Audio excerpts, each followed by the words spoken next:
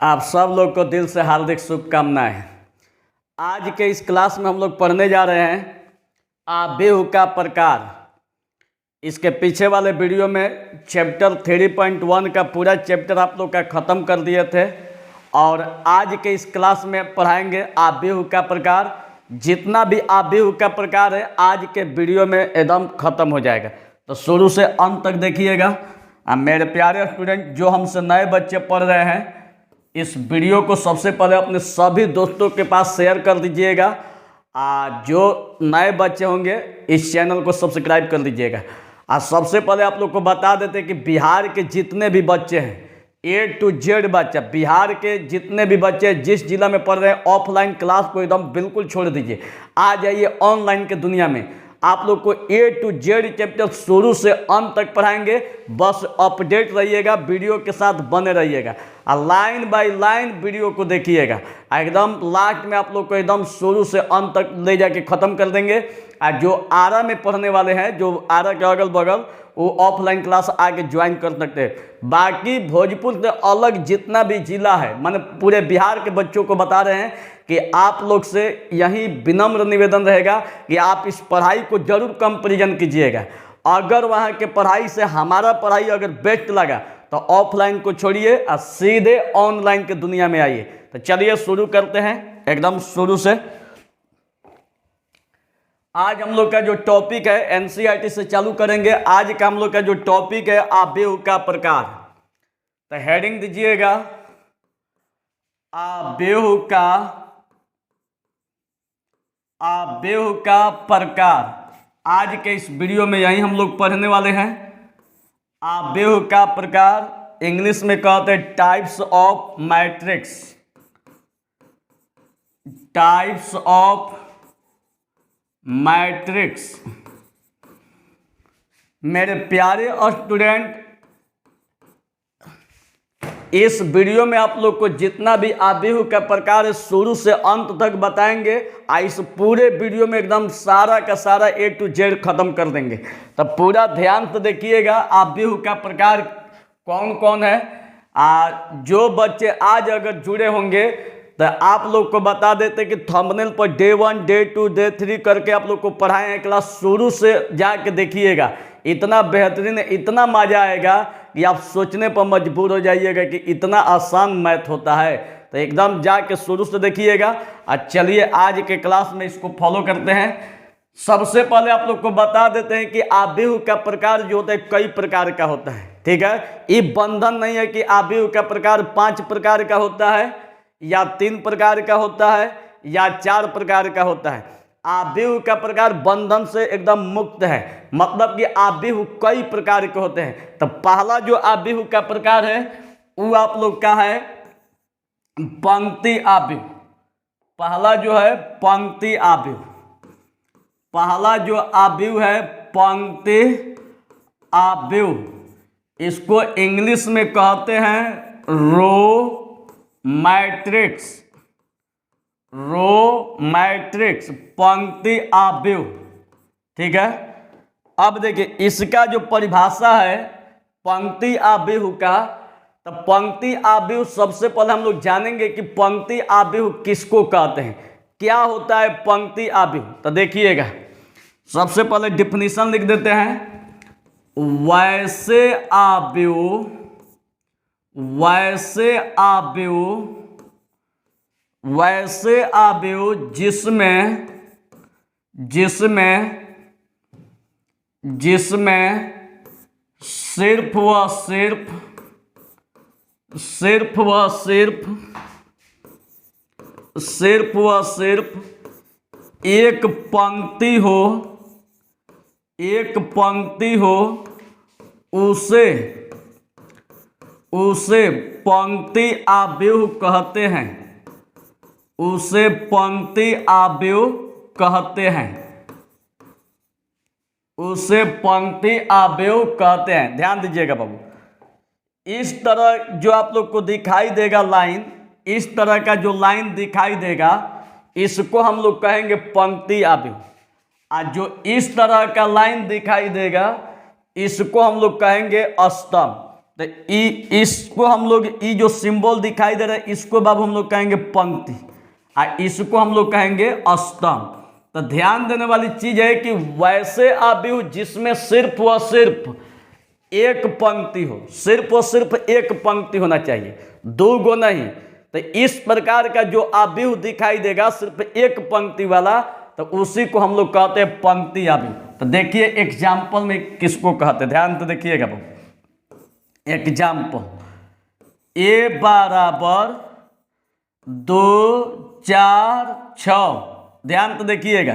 B बराबर A B C, एगो यहाँ लीजिए, सी बराबर 2 3 4 5 6 7। अब देखिए विचार कीजिए, यहाँ पर आप लोग को देखने में, यहाँ पर आप लोग को दिखाई दे रही है, यहाँ पर सिर्फ व सिर्फ एक पंक्ति है, यहाँ भी सिर्फ व सिर्फ एक पंक्ति है। लेकिन यहाँ पर देखिए कितना पंक्ति दिखाई देगा, एगो और दूगो, ठीक है। तो जिस अवयव में एक से अधिक पंक्ति दिखाई देगा तो उस समझिएगा कि पंक्ति अवयव नहीं है। और जिसमें सिर्फ व सिर्फ एक पंक्ति दिखाई देगा, सिर्फ व सिर्फ एक पंक्ति, तो वही आप लोग का पंक्ति अवयव कहलाएगा। तो देखिए यहाँ पर एगो पंक्ति है, एगो लाइन है, यहाँ भी एगो लाइन है, और यहाँ पर देखिए यहाँ पर दो गो लाइन है। तो जब दो गो लाइन है तो ये कभी भी आप लोग का पंक्ति अवयव नहीं होगा, तो ये आप लोग का पंक्ति अवयव नहीं है। तो अब इसमें कौन पंक्ति अवयव होगा, तो पंक्ति अवयव ई होगा, ठीक है। अब पंक्ति अवयव को हमेशा आर से सूचित करते हैं, पीछे वाले वीडियो में आप लोग को बतला चुके हैं, ठीक है। तो अब आप लोग को समझ में आ गया कि पंक्ति अवयव को इंग्लिश में कहते हैं रो मैट्रिक्स। वैसे अवयव जिसमें सिर्फ व सिर्फ एक पंक्ति हो उसे हम लोग क्या कहेंगे, पंक्ति अवयव कहेंगे, ठीक है। अब इसके बाद यहां ध्यान दीजिएगा, जैसे में एग्जाम्पल ए बराबर 2 4 6, तो 2 4 6 जो दिखाई दे रहा है इसमें देख रहे हैं कि सिर्फ और सिर्फ एगो पंक्ति है। जब एगो पंक्ति दिखाई देगा तो इसी को हम लोग कहेंगे पंक्ति अवयव। यहाँ भी एगो दिखाई दे रहा है तो यह भी आप लोग का क्या हो जाएगा, पंक्ति अवयव। समझ में आ रही है। चलिए इस वीडियो को रोक के उतार लीजिएगा। अब इसके बाद दूसरा इस वीडियो को रोक के उतार लीजिएगा। दूसरा है स्तंभ अवयव।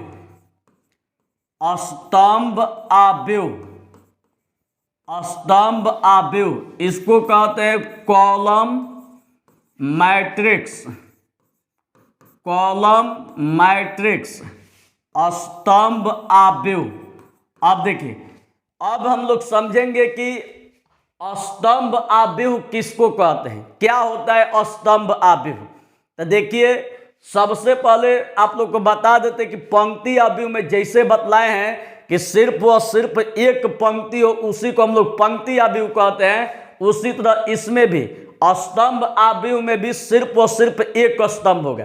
अगर सिर्फ व सिर्फ एक स्तंभ होगा, माने जिस अवयव में सिर्फ व सिर्फ एक स्तंभ होगा तो उसी को हम लोग कहेंगे स्तंभ अवयव, ठीक है। तो चलिए देखिए एक पहले इसका डिफिनीशन लिखा जाए। देखिए प्यारे स्टूडेंट, बिहार के सभी स्टूडेंट से मैं आग्रह करना चाहूँगा कि ऑफलाइन क्लास को छोड़िए और सीधे आइए ऑनलाइन के दुनिया में। अगर आप आरा से, अगर चाहे आरा के अगल बगल से बिलोंग करते हैं तो आइए सीधे, मेरे ऑफलाइन क्लास एकदम चालू है। अगर आरा से बाहर किसी भी डिस्ट्रिक्ट में है तो वहाँ के टीचर से मेरा पढ़ाई को जरूर कंपेरिजन कीजिएगा। अगर मेरा पढ़ाई वहाँ से बेस्ट है तो उसको लात मारिए और सीधे आइए ऑनलाइन के दुनिया में। काहे के 5,000 रुपया दोगे, 5,000 देने के चक्कर में मत पड़ो। आप लोग को पूरा फ्री में line by line all to all पढ़ा देंगे, तो टेंशन लेने की जरूरत नहीं है। चलिए स्तंभ अवयव कॉलम मैट्रिक्स। देखिए वैसे अवयव जिसमें सिर्फ व सिर्फ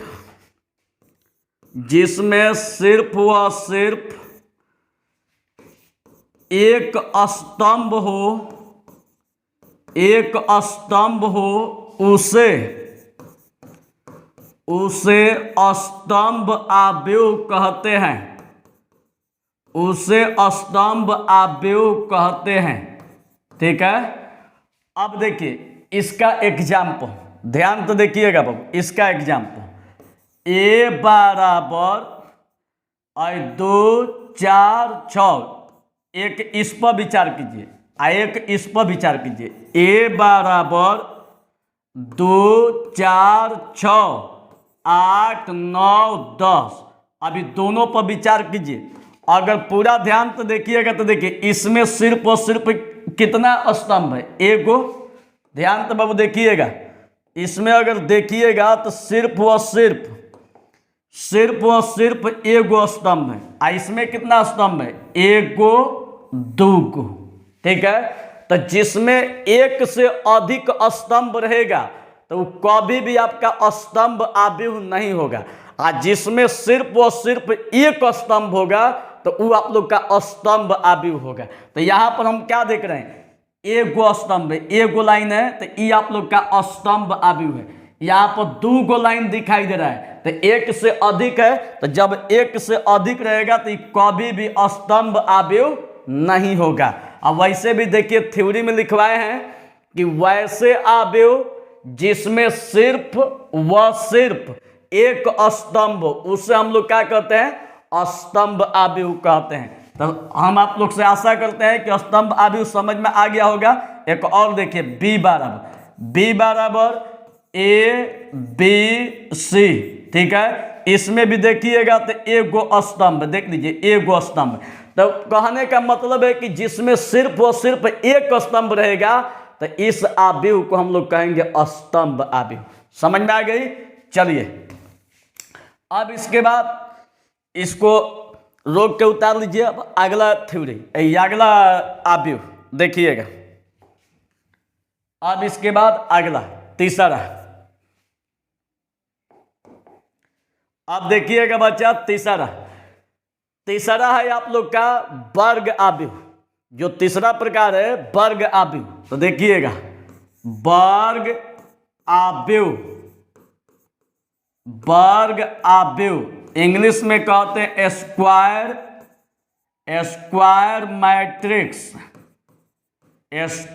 मैट्रिक्स वर्ग आव्यूह। अब देखिएगा, ध्यान दीजिएगा। अब यहाँ पर हम लोग समझेंगे कि वर्ग आव्यूह किसको कहते हैं, क्या है वर्ग आव्यूह। ठीक है। ई वाला वर्ग आव्यूह को जब 3.1 का जब क्वेश्चन बनवा रहे थे उसमें भी इस थ्योरी को बतलाए हैं। तो जब इस थ्योरी को बतलाए तो वहां भी ध्यान दीजिएगा कि जो वर्ग आव्यूह बतलाए हैं कि वैसा वर्ग आव्यूह जिसमें पंक्तियों की संख्या और स्तंभों की संख्या आपस में बराबर हो तो उसी को हम लोग वर्ग आव्यूह कहते हैं। ठीक है। तो यहां पर देखिएगा वैसे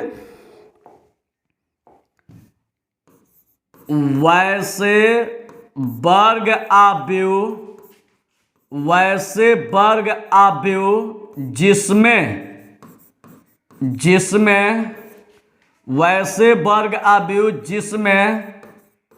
पंक्तियों की संख्या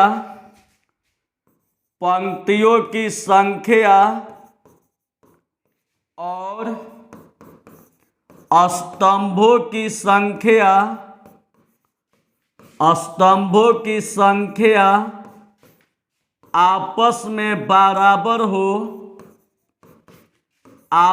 में बराबर हो तो उसे वर्ग आव्यूह कहते हैं। उसे वर्ग आव्यूह कहते हैं। ध्यान तो देखिएगा बाबू, वर्ग आव्यूह होने का शर्त, वर्ग आव्यूह होने का शर्त। तो वर्ग आव्यूह होने का शर्त क्या है, तो पंक्तियों की संख्या बराबर स्तंभों की संख्या जितना पंक्ति होगा उतना ही क्या होगा, स्तंभ होगा। और जब दोनों आपस में बराबर हो जाएगी तो समझ जाइए, देखिए समझ जाइएगा कि ये आप लोग का वर्ग आव्यूह है। अब देखिए इसका एग्जाम्पल आप लोग को दे रहे हैं, ध्यान से देखिएगा। अब यहाँ पर मान लीजिए कि एग्जाम्पल में a बराबर ले लीजिए 2, 4, 6, 8, 10, 12, 14, 15, 16। अब इसी पर आप लोग बाबू विचार कीजिए। अब इस पर विचार कीजिएगा तो आप लोग को खुद समझ में आएगा कि देखिए आप लोग का वर्ग आव्यूह कैसे पता चलेगा। सबसे पहले यहाँ से चेक कीजिए इसमें पंक्ति की संख्या कितना है। तो एगो पंक्ति, 2 गो पंक्ति और 3 गो पंक्ति, ठीक है। पंक्ति की संख्या कितना हो गया, 3। अब यहाँ से स्तंभ देखिए, स्तंभ कितना है, 1 गो स्तंभ, 2 गो स्तंभ और 3 गो स्तंभ, ठीक है। तो यहाँ पर ध्यान से देखिएगा बाबू, तो यहाँ पर पूरा ध्यान से देखिएगा। तो यहाँ पर देखिए 1 गो पंक्ति, 2 गो पंक्ति, 3 गो पंक्ति। इसका मतलब कि पंक्तियों की जो संख्या है, पंक्तियों की संख्या जो है वो कितना है, 3 गो। और स्तंभ की संख्या कितना है, 1 गो, 2 गो, 3 गो, यही है। तो यहाँ पर लिखिए स्तंभों की संख्या बराबर, तो स्तंभों की संख्या कितना है, 4, ठीक है। 4 करे 3 ना, 1, 2, 3, तो स्तंभों की संख्या कितना, 3। अब देखिए कि पंक्तियों की संख्या 3 और स्तंभों की संख्या 3, ये दोनों आपस में बराबर है।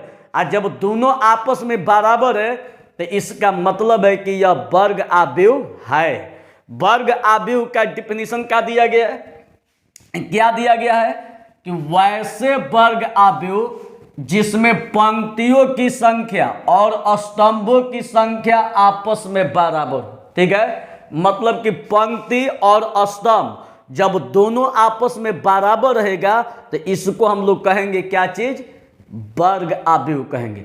वर्ग आव्यूह का मतलब होता है कि जितना पंक्ति रहेगी उतने स्तंभ रहेगा। अब पंक्ति स्तंभ जब दोनों बराबर रहेगा तो इसका मतलब है कि वर्ग आव्यूह है। समझ में आ गई। तो अब यहाँ पर देखिए ये जो आव्यूह दिखाई दे रहा है इसमें पंक्ति की संख्या 1 गो, 2 गो, 3 गो, स्तंभ की संख्या 1 गो, 2 गो, 3 गो। जितना पंक्ति है उतना ही स्तंभ है। इसका मतलब है कि यह वर्ग आव्यूह है। तो इसलिए आप लिख दीजिए, इसलिए पंक्तियों की संख्या बराबर स्तंभों की संख्या, और जब ये दोनों बराबर है तो इसलिए यह वर्ग आव्यूह है। वर्ग आव्यूह है, वर्ग आव्यूह है, ठीक है। समझ में आ गई। अब यहाँ पर ब्रेन लगाने की जरूरत नहीं है, ठीक है। अब इसके बाद अगला जो आप लोग का प्रकार है विकर्ण आव्यूह। अब देखिए विकर्ण आव्यूह किसको कहते हैं, इसको वीडियो को रोक के उतार लीजिएगा। चलिए अब यहां से अब चौथा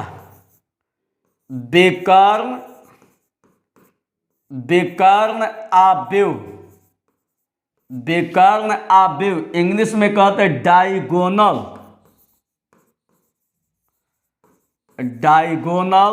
मैट्रिक्स।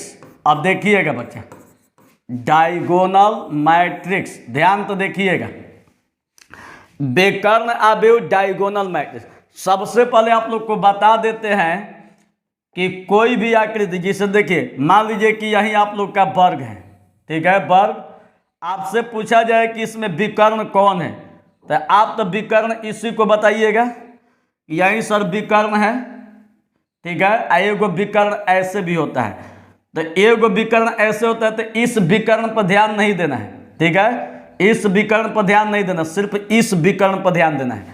तो अगर इस विकर्ण पर ध्यान दीजिएगा तो यहाँ पर ध्यान देने वाली चीज है कि जब विकर्ण आव्यूह का परिभाषा लीजिएगा, विकर्ण आव्यूह का, तो यहाँ पर लिखवाएंगे कि वैसा वर्ग आव्यूह, ठीक है, वैसा वर्ग आव्यूह जिसमें विकर्ण की जो विकर्ण का अवयव है, यही आप लोग का विकर्ण है, तो विकर्ण का जो अवयव होगा वो आपस में बराबर नहीं होगा और शेष अवयव शून्य होगा।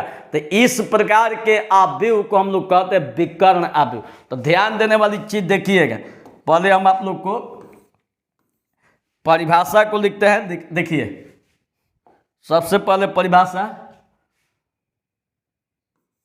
वैसे वर्ग आव्यूह, वैसे वर्ग आव्यूह जिसमें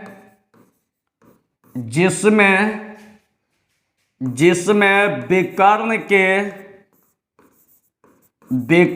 के सभी अवयव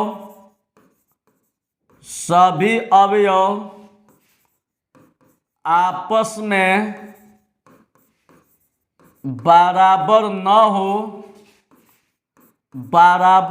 हो और विकर्ण को छोड़कर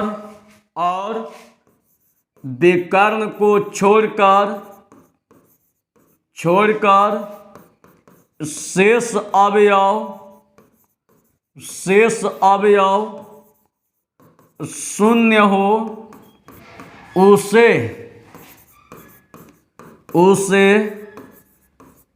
विकर्ण आव्यूह कहते हैं।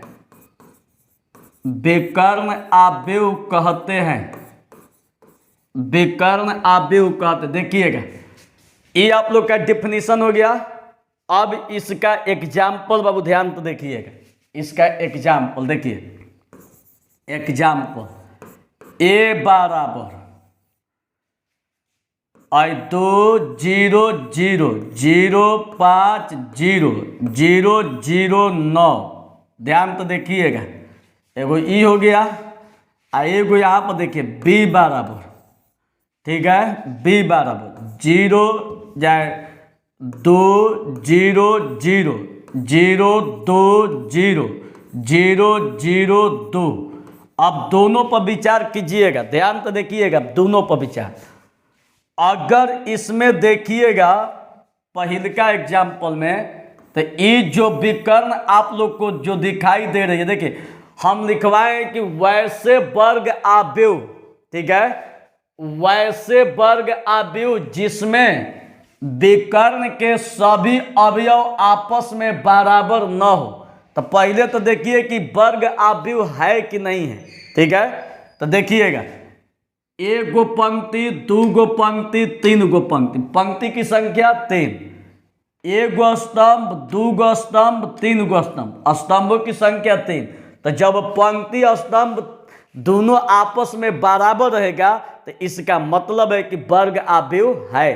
तो ये तो हम लोग को पता चल गया कि वर्ग आव्यूह है। अब यहाँ पर देखेंगे कि वैसे वर्ग आव्यूह जिसमें विकर्ण के सभी अवयव आपस में बराबर न हो, ठीक है। तो यहाँ देखिएगा, ये जो आप लोग का जो आव्यूह दिखाई दे रहा है, इसमें जो विकर्ण का जो अवयव दिखाई दे रहा है 2 5 9, ये आपस में बराबर नहीं है। और जब आपस में बराबर नहीं है, आप बाकी क्या कर रहा है, और विकर्ण को छोड़कर, अब विकर्ण को छोड़ दीजिए, शेष अवयव शून्य हो। अब विकर्ण को छोड़कर देखिए सब आपका शून्य है, तो जब शून्य रहेगा तो उसे हम लोग कहेंगे विकर्ण आव्यूह, ठीक है। तो इसी को हम लोग विकर्ण आव्यूह कहते हैं। इसमें देखिएगा, ये विकर्णवा का टोटल अवयव बराबर है। जब टोटल अवयव बराबर है तो बराबर होगा, तो इस कंडीशन में इसको हम लोग क्या कहेंगे, ठीक है। लेकिन ध्यान में रखिएगा कि अगर विकर्ण का अवयव आपस में बराबर नहीं रहेगा तो इसी को हम लोग कहेंगे विकर्ण आव्यूह। अगर बराबर हो गया तो कभी भी इसको विकर्ण आव्यूह नहीं कहेंगे। समझ में आ गई। अब वैसे भी देखिए, यहाँ पर साफ लिखवाए हैं कि वैसे वर्ग आव्यूह जिसमें विकर्ण के सभी अवयव आपस में बराबर ना हो। तो वर्ग आव्यूह का जो विकर्ण दिखाई दे रहा है ये आपस में बराबर नहीं है। तो विकर्ण को छोड़कर शेष अवयव शून्य, और विकर्ण को छोड़िएगा तो शेष अवयव क्या है, शून्य है। और जब शेष अवयव शून्य रहेगा तो इसी को हम लोग कहेंगे विकर्ण आव्यूह। इसका क्या देख रहे हैं, बराबर है, तो ये कभी भी विकर्ण आव्यूह नहीं होगा। समझ में आ गई? तो चलिए इसको उतार लीजिए। अब इसके बाद पांचवा बता रहे हैं। पांचवा प्रकार देखिए, अदिश आव्यूह। अब पांचवा अदिश आव्यूह। अदिश आव्यूह स्केलर मैट्रिक्स। स्केलर मैट्रिक्स लिख के हाइफन। देखिए अब यहाँ पर भी दिमाग मत लगाइएगा। स्केलर आव्यूह किसको कहते हैं, अदिश आव्यूह। पहले आप लोग को परिभाषा लिखवा देते हैं तब समझाते हैं, ठीक है। चलिए देखिए, वैसे वर्ग आव्यूह, वैसे वर्ग आव्यूह, वैसे वर्ग आव्यूह जिसमें वैसे वर्ग आव्यूह जिसमें विकर्ण के सभी अवयव आपस में बराबर हो। देखिए उस टाइम बराबर था, याद है, आपस में बराबर हो और शेष अवयव शून्य हो, और शेष अवयव शून्य हो तो इसे अदिश आव्यूह कहते हैं। तो इसे अदिश आव्यूह कहते हैं। इसे अदिश आव्यूह कहते हैं। ध्यान दीजिएगा बाबू। देखिए एग्जाम्पल में ए बराबर, इस साफ साफ कह रहा है कि वैसे वर्ग आव्यूह जिसमें विकर्ण के सभी अवयव आपस में बराबर हो। मतलब साफ है, 3 0 0 0 3 0 0 0 3। देखिए इसमें एकदम साफ साफ दे दिया है कि विकर्ण का जो अवयव है, ये जो विकर्ण दिखाई दे रहा है, एकदम ये आपस में बराबर होना चाहिए। वैसे वर्ग आव्यूह जिसमें विकर्ण के सभी अवयव आपस में बराबर हो। तो विकर्ण का सभी अवयव आपस में क्या है, बराबर है, और शेष अवयव क्या है, शून्य है। तो इस प्रकार के आव्यूह को हम लोग कहेंगे अदिश आव्यूह। समझ में आ गई? अगर बराबर नहीं हुआ तो इसका मतलब विकर्ण आव्यूह, अब बराबर हो गया तो क्या, अदिश आव्यूह।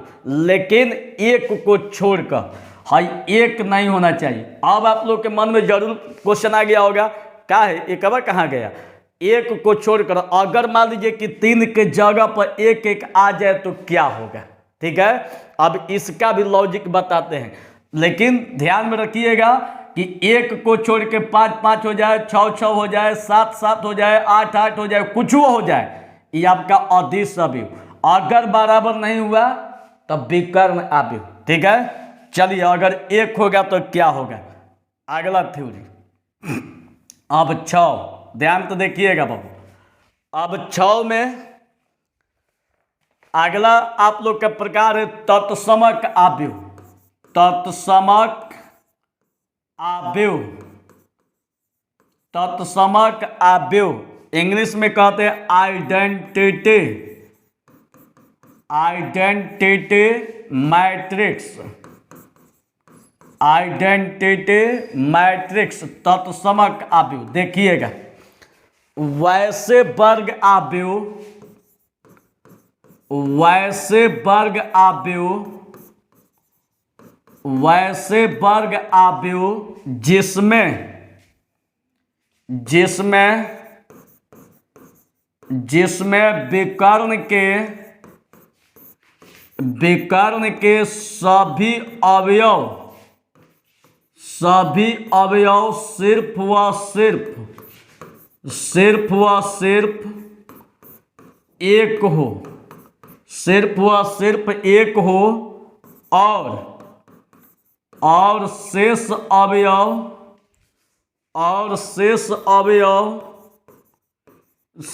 अवयव शून्य हो, उसे तत्समक आव्यूह कहते हैं। उसे तत्समक आव्यूह कहते हैं।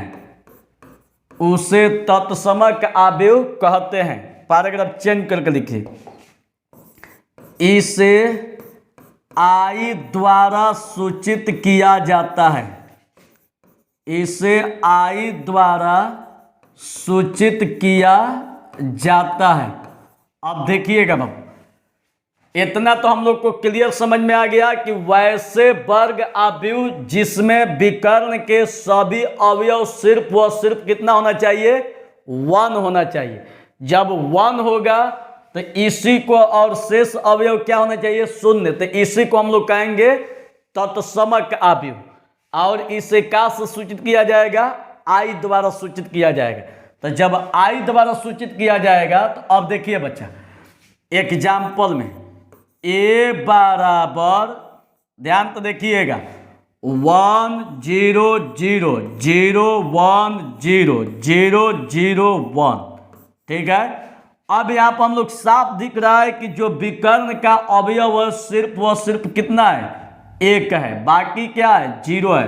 तो अगर सिर्फ व सिर्फ अगर 1 रहेगा, मतलब सिर्फ व सिर्फ, तो इसको हम लोग कहेंगे तत्समक आव्यूह। इसको का से सूचित किया जाएगा, आई से सूचित किया जाएगा। तो एक लाइन में इसको याद भी रखिएगा, क्वेश्चन में बार बार पूछता है कि आई का मान कितना होता है, चूंकि आइडेंटिटी तत्समक आव्यूह को आई द्वारा सूचित किया जाता है। ठीक है। तो आई का मान कितना होगा, 1 0 0 0 1 0 0 0 1। और आई का मान होता है, आई का मान 1 0 0 1। ठीक है। अब इसको एकदम याद कर जाइएगा। देखिए यहां भी विकर्ण का क्या है, विकर्ण का टोटल अवयव 1 1 है। तो अगर विकर्ण का टोटल अवयव 1 1 रहेगा तो इसको हम लोग कहेंगे का, तत्समक आव्यूह। ध्यान दीजिएगा बच्चे, ध्यान दीजिएगा बच्चे। देखिए विकर्ण में अगर विकर्ण का अवयव आपस में बराबर नहीं होगा तो इसको हम लोग कहेंगे विकर्ण आव्यूह। अगर विकर्ण का टोटल अवयव आपस में बराबर हो गया तो इसको हम लोग कहेंगे अदिश आव्यूह। अगर विकर्ण का अवयव अगर सिर्फ और सिर्फ एक हो तो इसको हम लोग कहेंगे तत्समक आव्यूह। समझ में आ गया। अब इसके बाद लास्ट, ठीक है। अब देखिएगा आव्यूह का प्रकार इस वीडियो में अब खत्म हो जाएगा, ध्यान तो देखिएगा। अब इसके बाद 7वां शून्य आव्यूह। शून्य आव्यूह इसको कहते हैं इंग्लिश में जीरो मैट्रिक्स। जीरो मैट्रिक्स शून्य आव्यूह। ध्यान तो देखिएगा बाबू, जीरो मैट्रिक्स देखिएगा बाबू। वैसे आव्यूह जिसमें सिर्फ व सिर्फ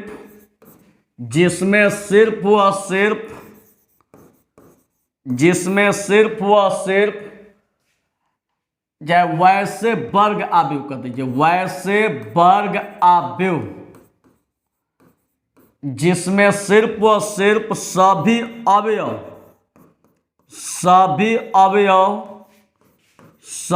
अवयव शून्य हो, उसे शून्य आव्यूह कहते हैं। उसे शून्य आव्यूह कहते हैं। उसे शून्य आव्यूह कहते हैं। ध्यान तो देखिएगा। और इसे ओ द्वारा सूचित किया जाता है। ओ द्वारा सूचित किया जाता है। ओ द्वारा सूचित किया जाता है। तो इसलिए देखिए बाबू ओ बराबर इसका सभी अवयव क्या होना चाहिए? शून्य। या फिर एगो और होता है ओ बराबर 0 0 0 0 0 0 0 0 0। अगर सभी अवयव शून्य रहेगा तो इसी को हम लोग कहेंगे शून्य अवयव। समझ में आ गई? तो हम लोग का अवयव के प्रकार में इतना ही पढ़ना था। कल के वीडियो में आप लोग को बतलाएंगे 3.1 में जितना भी एग्जाम्पल है, उदाहरण, लाइन बाय लाइन आप लोग का सारा उदाहरण को बनवाएंगे। ठीक है, तो एकदम रेडी रहिएगा। इस वीडियो को खूब शेयर कीजिएगा, सभी दोस्तों के साथ शेयर कर दीजिएगा। एक बात आप लोग को बता देते हैं कि ऑफलाइन पढ़ने की कोई ज़रूरत नहीं है, चाहे जिस भी जिला में आप पढ़ते होंगे। एगो और बात आप लोग को ध्यान दीजिएगा, जो आरा से बिलोंग करते हैं तो ऑफलाइन क्लास आ सकते हैं। आप लोग का ऑफलाइन क्लास शुरू है। ठीक है, तो कल के वीडियो में आप लोग को बताएंगे एक्सरसाइज 3.1 का उदाहरण। आज जो लोग एकदम शुरू से पढ़ना चाहते हैं तो थंबनेल पर देखिएगा डे 1 डे 2 डे 3 करके क्लास पढ़ाए हैं, एकदम लाइन बाय लाइन पढ़ाए हैं। आप लोग को टोटल पढ़ाएंगे लाइन बाय लाइन, एकदम पढ़ते रहिए। और जहाँ अगर आप लोग ऑफलाइन पढ़ते होंगे तो वहाँ से कंपैरिजन जरूर कीजिएगा कि कौन बेहतरीन पढ़ा रहा है। अगर हम बेहतरीन पढ़ाते हैं तो एकदम आँख मूंद के एकदम छोड़ दीजिए ऑफलाइन, आइए ऑनलाइन के दुनिया में। देखिएगा इसका फायदा बहुत सारा बताएंगे। तब तक पढ़ते रहिए, मिलते हैं कल के वीडियो में। धन्यवाद।